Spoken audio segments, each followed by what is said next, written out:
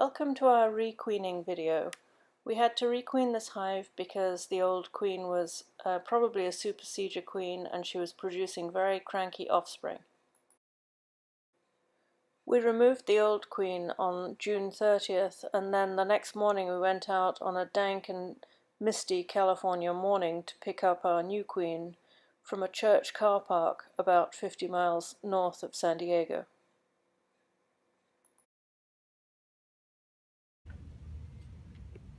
As you can see, she's in a transport box which is well ventilated but will contain any loose bees should they happen to get out before you're ready.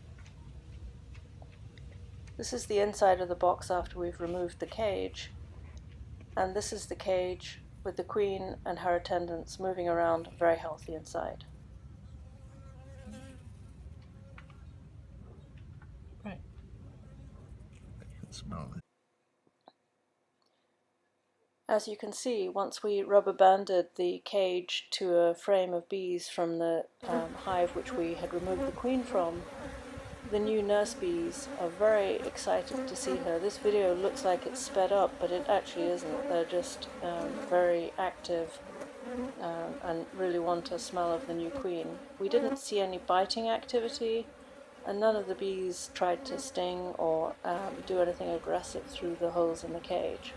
We watched them for quite some time before we let them sit in the hive and get used to her. It's hard to tell from the orientation of this video that the exit tube is actually at the top of the queen cage, so that if any attendants die, the queen can still get out. As we pull back from the frame here, you can see we've positioned the cage over some capped brood. And the theory behind this is that the bees that will emerge from this will be nurse bees as their first job in life after they've cleaned out the cell from which they emerge. And new nurse bees have never met a queen before, so if they emerge near to a queen that's already there, they're much more likely to accept her. They're called naive bees. They then take her pheromones and pass them around the hive fairly quickly.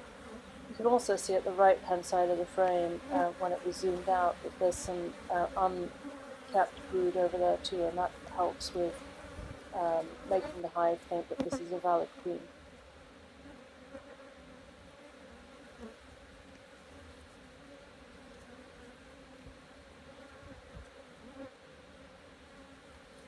There's no evidence of balling, and the bees generally look pretty peaceful.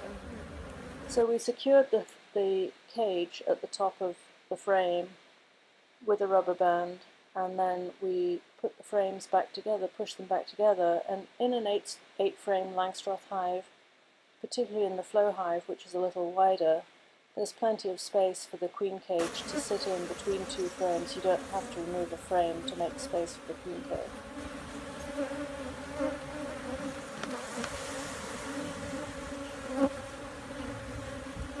And the final proof, she's released and laying. We saw eggs and young brood.